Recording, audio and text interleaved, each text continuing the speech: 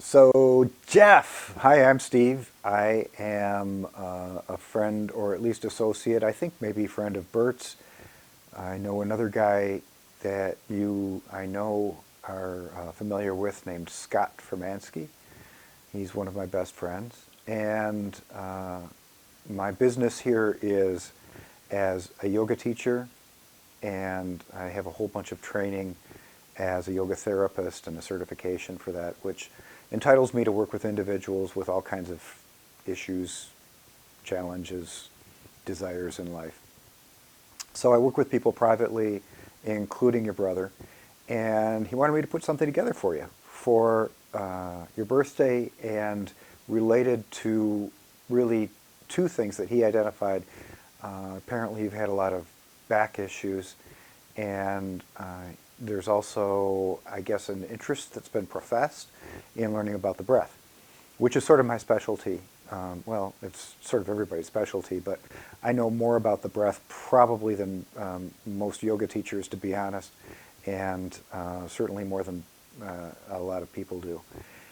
So may I congratulate you on your interest, because quality breathing is a lot more important than I think we probably give it credit for in our modern world. In ancient yogic times, they did a whole lot of crazy things with the breath. Some of those crazy things I'm moderately capable of doing, although by comparison I'm probably a neophyte. But I do a breathing practice every day. I've done it for a long time. So I'm going to tell you that the breath is related to posture. Posture is related to back. That is, to your spine. And Bert wasn't incredibly specific with me about what your issues are with your spine, and so it's a little hard for me to sort of just make a video based on what you should do for it. But I can tell you that, at least for starters, the work that we're going to do with the breath ain't going to do anything to hurt your spine, and in fact, in the overall scheme of things, will support other things that can be done to help improve the condition of your spine, or at least to stabilize it, to manage it. So all that said, we're going to do some stuff. I try and keep it as brief as possible. I need to give you a little bit of background before we get into the exercises and the breath work itself. You know, this amounts to maybe 10 minutes, 12 minutes per day at a minimum. But if you do it regularly over time, you're going to notice a difference. My primary teacher, who taught me this stuff about breathing, used to say, probably still does say, that 5 to 10 minutes of breath work a day will change your life. And that's not a hyperbolic statement. There are some amazing abilities that the breath has to affect your mind, to affect your physiology, and to affect your structure. So let's get going. I'm going to change into something a little more comfy, and we will start to do some exercises and see what we can figure out. If we're going to talk about having better breaths, we first have to talk about having better posture. If you think about it, in modern Western society, the tendency for us is to be in this forward flexion sort of position. There are various versions of this, but in general, it looks a little bit like this. So whether we're texting, or driving, or typing on a computer, or even for a lot of us watching TV, the tendency is for us to have some version of being in this position where the head is well forward of the rest of the spine, and there's a rounding, a curving in toward the front. So when this happens, tissues along the front side of the torso are all shortened. We need to broaden these tissues across the chest, and really from pubic bone to collarbone, to sit more upright. We also need to allow the primary breathing tube, the esophagus, to have its fullest expression by pulling the ears back over the shoulders. So that's part one. At the same time, we have to do part two, which is strengthening the back tissues. So really, from the base of the head all the way down to the top part of the hips, we need to strengthen these tissues especially the muscles that lie along the spine, in order to have a more upright, more stronger, and more available posture to accommodate a fuller breath. So that's what we're trying to go for. Once we do that, we're in a better position to be able to breathe better. So let's do some exercises and see where we can go. All right, so I've moved up close with my jazzercise microphone going on, and it's here for a specific reason, so you can better hear the breathing technique we're going to work on.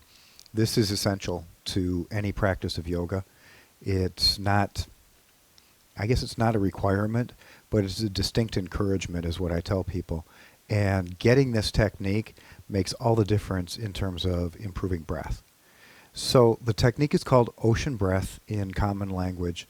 The Sanskrit word from the world of yoga is ujjayi. It technically translates as victory breath.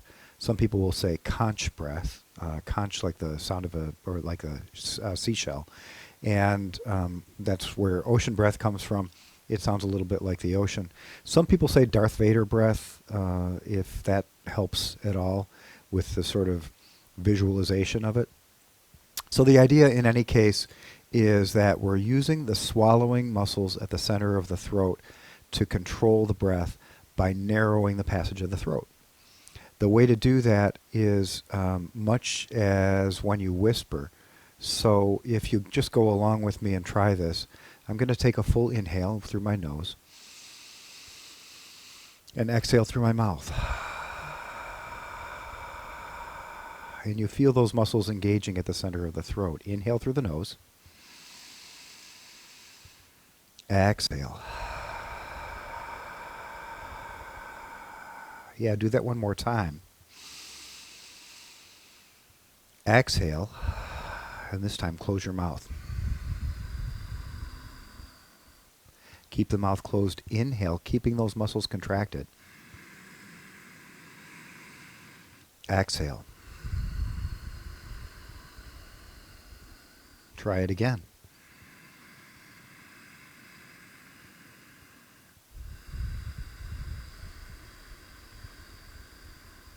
That's ocean breath. So you can think of it as like if you have a straw and you're pinching the center of the straw. That's essentially what's happening here. We're narrowing the passage of the throat. We're giving ourselves greater control over the breath. And by that regulation, we can lengthen the inhale and exhale. And in doing so, start to build the capacity of the breath. So this isn't easy for everybody. I find that maybe 10 or 20 of the percent of the people that I've taught get this relatively quickly. The exhale is distinctly easier than the inhale, and so 50 or 60% of the people that I've worked with have a little bit more difficulty getting the inhale. And so allow yourself some patience, give yourself some time. So this is the kind of thing that if you have some idle time, driving, watching TV, in bed at night or in the morning, take a few minutes and give it some time. And you'll find that it gets easier over time. A lot of people find a dry throat, particularly with the inhale. And so, keep some water with you. Eventually, I think for most people that goes away. So that's it, ocean breath.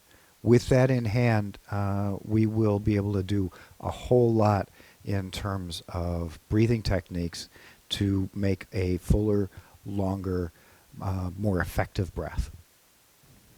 So the first thing we're going to do is stand, because it's a full expression of posture, first of all, and it allows us to start working with breath and movement, which in the yoga world are like intimately linked together. So the breath is going to encourage both movement and encourage good posture. So to start with, stand with your feet about hip distance apart. Feel all four corners of the feet settling into the ground beneath you. It's better to do this with shoes off, in bare feet or in socks. And then with the four corners of each foot pretty much equally settled into the floor, feel a little lift coming up through your arches. Feel that lift coming up through the legs, through the spine, through the crown of your head. So now you're in a fully upright position.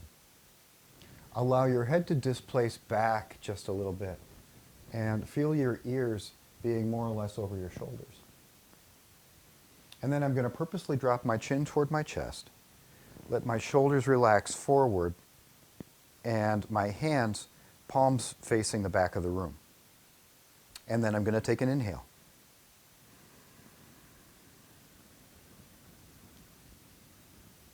And an exhale.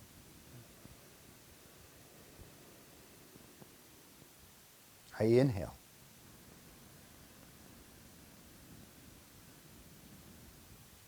And exhale.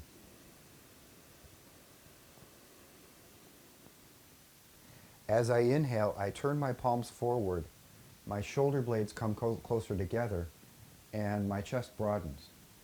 As I exhale, I draw my belly in, navel to spine, releasing the chin to the chest, turning the palms back. As I inhale, I lift my sternum, my collarbones. As I exhale, I relax back and down. As I inhale, I'm purposely feeling the shoulder blades pulling together. As I exhale, I'm feeling everything relax except the abdomen. Belly pulls back to the navel. 2 more times.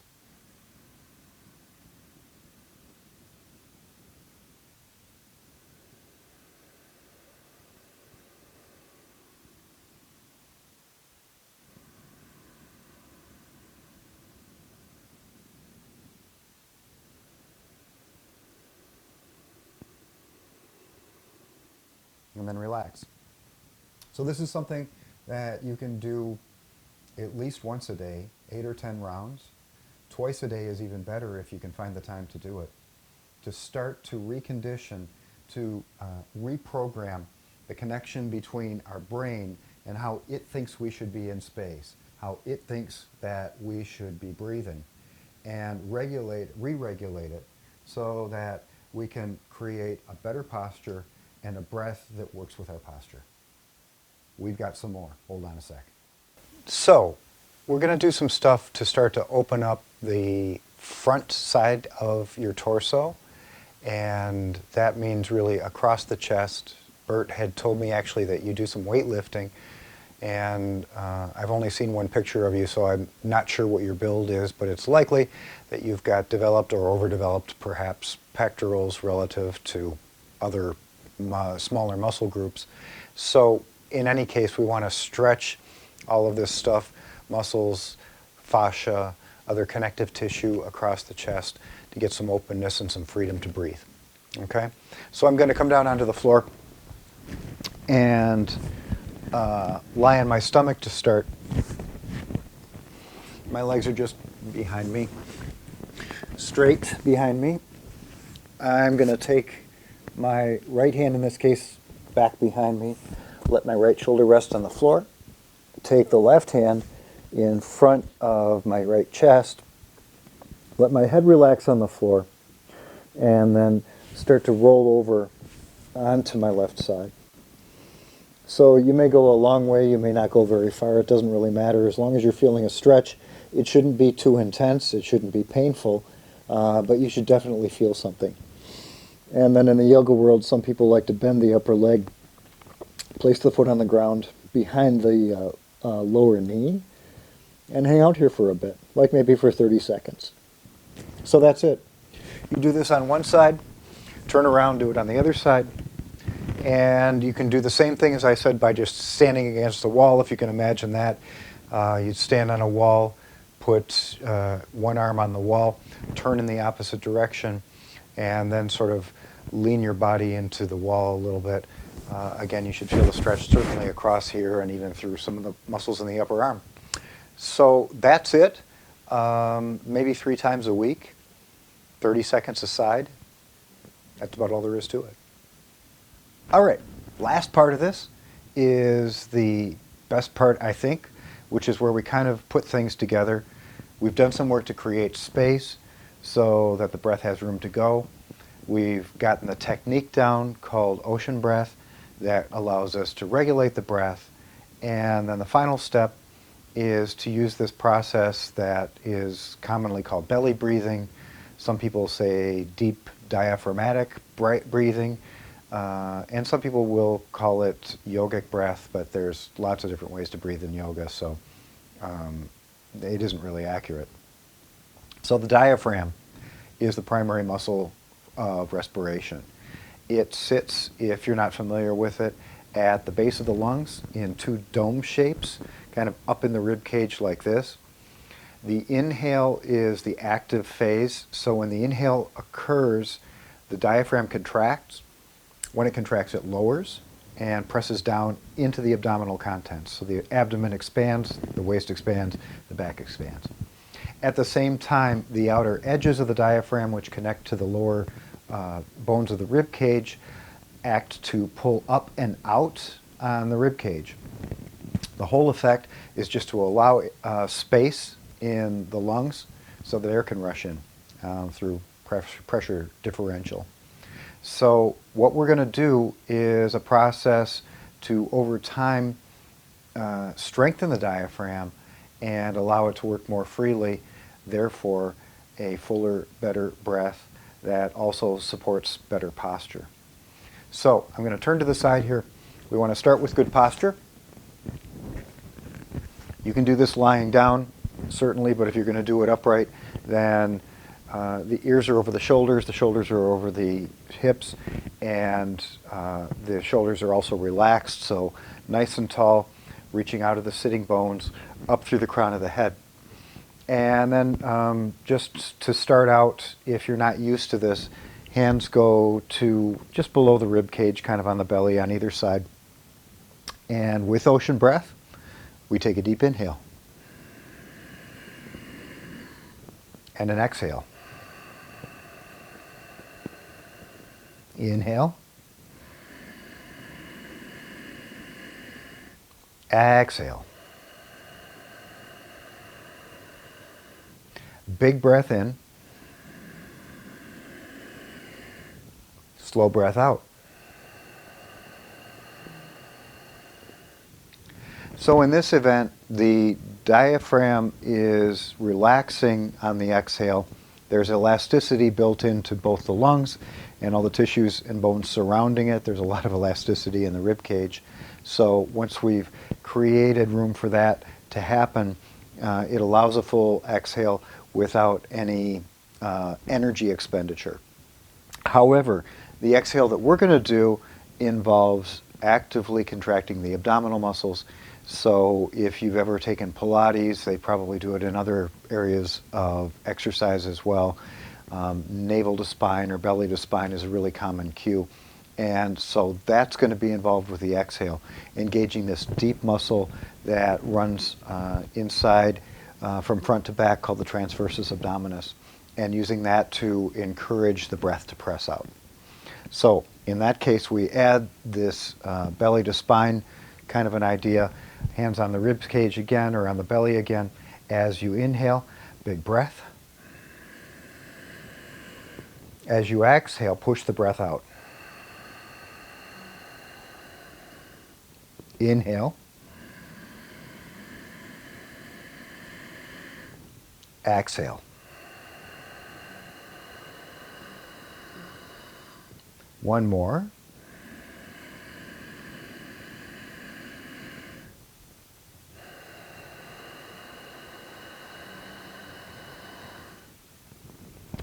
So we're still regulating the exhale and, in essence, using the resistance from the throat to allow the abdominals to have something to push against. All of this in the effort to strengthen the whole breathing apparatus over time and create a longer, fuller breath. This sort of puts some things together. Ocean breath, engaging the abdominals on exhale, and belly breathing on the inhale, or deep abdominal breathing on the inhale, and combines an energetic sort of direction. We're going to be twisting, and twisting is said to be, the Sanskrit word is langana. We could say in modern Western terminology, parasympathetic tone.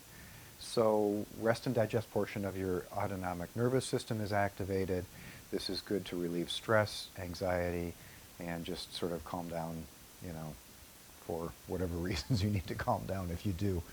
So to start this, long spine, feet flat on the floor in a fairly upright, or in an upright position in a fairly hard chair is best.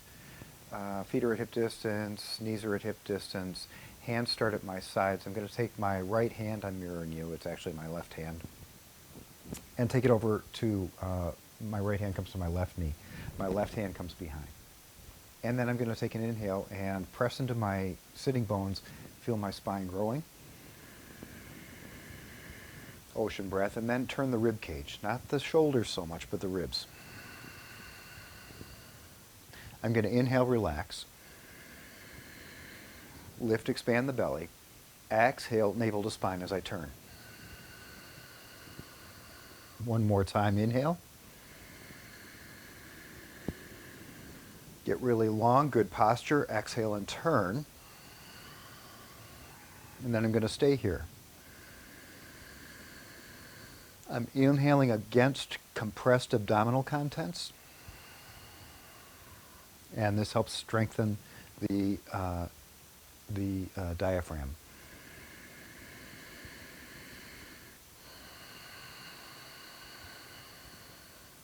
Deepest inhale you can take without straining. Engage the abdominals as you exhale. And then turn forward. Same thing other side. The other thing this does, two other things, stretches and expands the intercostal muscles, the oblique muscles that run along the ribs. Also is good for the lumbar spine in creating some mobility there. So unless you have really damaged discs, in which case the twist should be very mild. If your discs are in reasonably good shape that you know of, then a twist can be good to sort of exercise those intervertebral discs. So we go to the other side. So now left hand comes across to the right knee, right hand comes behind. I take an inhale and lengthen. Exhale and twist. Turning the ribs more than I am the shoulders. Inhale. Exhale. Last time, inhale. Turn into exhale. And stay here 3 breaths. Working against the resistance of the compressed abdomen.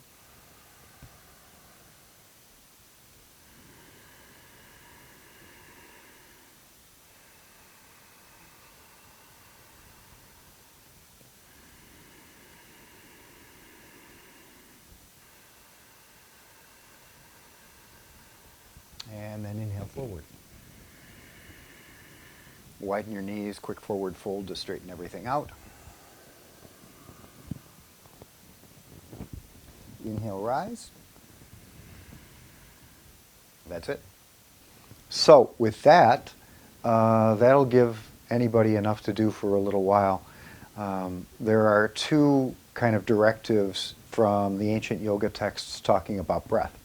The first one is it should be long.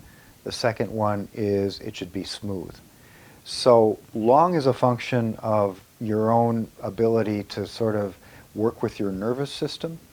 A longer breath is accomplished by training or retraining the nervous system to sort of relax and allow that longer breath to take place.